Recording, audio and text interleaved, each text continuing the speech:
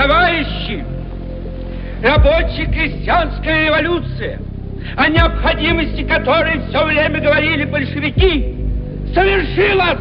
1924 ജനുവരി 28 ക്രെംലിനിലെ ഒരു സൈനിക സ്കൂളിൽ ലെനിൻ അനുസ്മരണ പ്രഭാഷണത്തിൽ വെച്ച് താൻ ആദ്യമായി ലെനിനെ കണ്ടുമുട്ടിയ രംഗം സ്റ്റാലിൻ വികാരാധീനനായി വർണ്ണിച്ചു.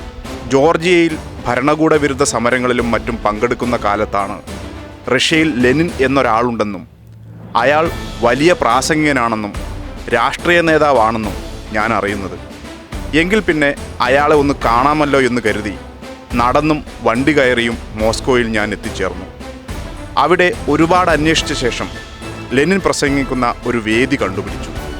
അവിടെ എത്തിയപ്പോൾ വളരെ കുറച്ച് ആളുകൾ മാത്രമാണ് അവിടെ ഉണ്ടായിരുന്നത്. അന്വേഷിച്ചപ്പോൾ പരിപാടി തുടങ്ങാൻ ഇനിയും ഏറെ സമയമുണ്ട്. ലെനിൻ വരുമ്പോൾ തന്നെ അടുത്തു കാണാനായി മുൻനിരയിൽ തന്നെ ഞാൻ സ്ഥാനമുറപ്പിച്ചു. കുറേ നേരത്തിനു ശേഷം ആളുകളെല്ലാം വരികയും പരിപാടി ആരംഭിക്കുകയും ചെയ്തു. ഞാൻ ഇടയ്ക്കിടയ്ക്ക് തിരിഞ്ഞ് ആളുകൾക്കിടയിലൂടെ ലെനിൻ നടന്നു വരുന്നുണ്ടോ എന്ന് നോക്കിക്കൊണ്ടേയിരുന്നു. പരിപാടി തുടങ്ങിയതിന് ശേഷം ആളുകൾക്ക് നടുവിലൂടെ കരഘോഷങ്ങൾക്കിടയിലൂടെ തലയെടുപ്പോടെ നടന്നു വരുന്ന ഒരു ഭീമാകാരനായ മനുഷ്യൻ്റെ ചിത്രം ഞാൻ മനസ്സിൽ കണ്ടു. പക്ഷെ ഒടുവിൽ ക്ഷമ നശിച്ച് അടുത്തിരുന്ന ഒരാളോട് ഞാൻ ചോദിച്ചു, ലെനിൻ വരില്ലേ? അയാൾ എന്നെ രൂക്ഷമായി ഒന്ന് നോക്കി. എന്നിട്ട് പറഞ്ഞു, താങ്കൾ വരുമ്പോൾ തന്നെ ലെനിൻ ഇവിടെയുണ്ട്. അതാണ് ലെനിൻ. ഞാൻ അയാൾ വിരൽ ചൂണ്ടിയ സ്ഥലത്തേക്ക് നോക്കി. അക്ഷരാർത്ഥത്തിൽ ഞാൻ നിരാശനായി. എന്നേക്കാൾ പൊക്കം കുറഞ്ഞ മെലിഞ്ഞ ഒരു സാധാരണ മനുഷ്യൻ. അയാൾ രാജകീയമായി വരേണ്ടതിന് പകരം നേരത്തെ വന്ന് ആരോടൊക്കെയോ സംസാരിച്ച് നിൽക്കുന്നു. ഇയാളാണോ ലെനിൻ? ഇയാളാണോ വിപ്ലവം നയിക്കാൻ പോകുന്നത്? എൻ്റെ ആശാഭംഗത്തിന് അതിരുകളില്ലായിരുന്നു. പക്ഷേ അത് എന്നെപ്പോലെയുള്ളവർക്ക് അദ്ദേഹം പഠിപ്പിച്ചു തന്ന ഒരു പാഠമാണെന്ന് പിന്നീട് എനിക്ക് മനസ്സിലായി. ഒരു നേതാവ് എങ്ങനെ ആയിരിക്കണം എന്ന വലിയ പാഠം. ദശാബ്ദങ്ങൾക്ക് ശേഷം പക്ഷേ ആശിച്ചതുപോലെ ഞാൻ ആ ദൃശ്യം കണ്ടു. റഷ്യയെ വിപ്ലവം കൊണ്ട് പുതപ്പിച്ച് ലോകത്തിനൊരു സോഷ്യലിസ്റ്റ് ശിശുവിന് നൽകിയ ശേഷം വൻ ജനാവലിക്ക് നടുവിലൂടെ കരഘോഷങ്ങൾക്കിടയിലൂടെ ആർപ്പുവിളികൾ ഏറ്റുവാങ്ങിക്കൊണ്ട് കൈകൾ വീശി ക്രെംലിൻ കൊട്ടാരത്തിൻ്റെ മുകളിലേക്ക് അദ്ദേഹം മഹാനായ സഖാവ് ലെനിൻ നടന്നു വരുന്ന കാഴ്ച.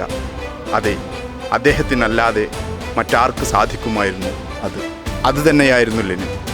കഴിഞ്ഞ 1.5 നൂറ്റാണ്ട് കാലമായി സൈദ്ധാന്തികമായും നേതൃത്വപരമായും ആഗോള തൊഴിലാളി വർഗത്തിന് വഴികാട്ടിയായി നിലകൊള്ളുന്ന മഹാമനീഷിയാണ് വ്ളാദിമിർ ഇലിച്ച് ഉല്യനോവ് എന്ന സഖാവ് ലെനിൻ. ദാരിദ്ര്യവും തൊഴിലില്ലായ്മയും ചൂഷണങ്ങളും കൊണ്ട് പൊറുതിമുട്ടിയ ഒരു ജനതയുടെ വിമോചനത്തിനായി തൻ്റെ ജീവിതം തന്നെ ഒഴിഞ്ഞുവെച്ച ത്യാഗത്തിൻ്റെ പ്രതിരൂപം.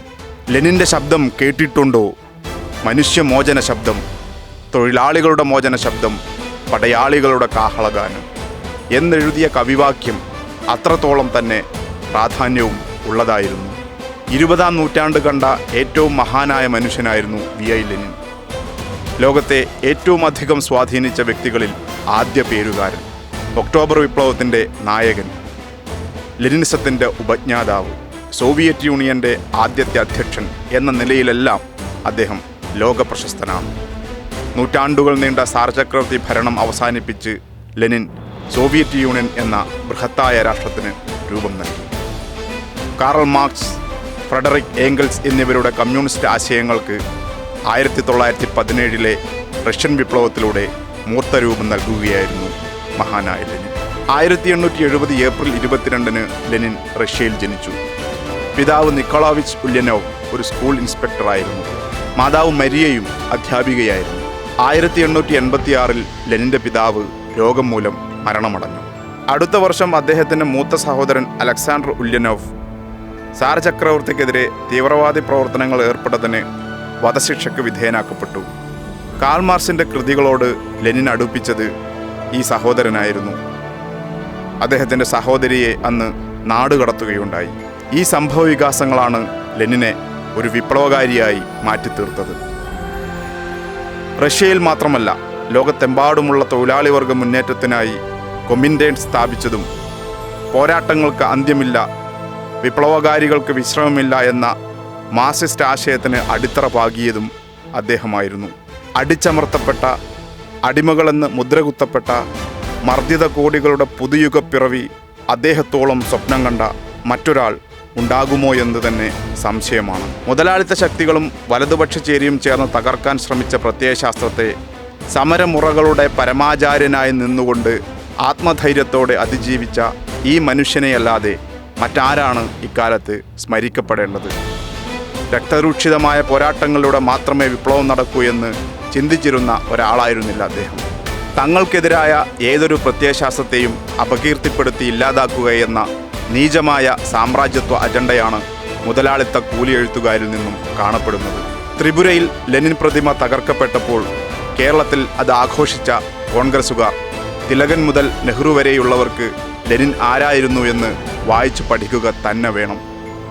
ഇതുകൊണ്ടൊന്നും തളർത്തുവാനോ തകർക്കുവാനോ സാധിക്കുന്നതല്ല ലെനിനും അദ്ദേഹത്തിൻ്റെ പ്രസ്ഥാനവും ചേർന്ന് പടുത്തുയർത്തിയ പ്രത്യയശാസ്ത്ര മൂല്യങ്ങൾ എന്ന് കാലവും കാബാലികരും തിരിച്ചറിയുന്ന സമയം അതിവിദൂരമല്ല.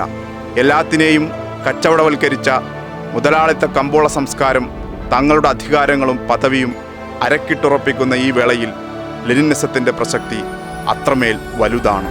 ഇന്ത്യയിലെ കുത്തക മുതലാളിത്തം അതിൻ്റെ എക്കാലത്തെയും വലിയ വളർച്ചയിലേക്ക് കടക്കുമ്പോൾ ലെനിനിസമല്ലാതെ നമ്മെ മുന്നോട്ട് നയിക്കാൻ കെൽപ്പുള്ള മറ്റേതാശയമാണുള്ളത്?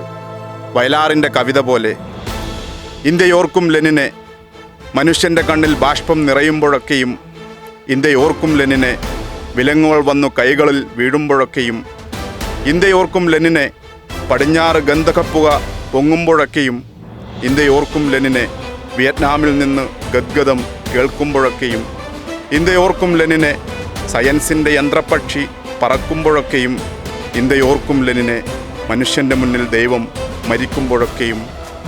അതെ, വിപ്ലവകാരികൾക്ക് മരണമില്ല.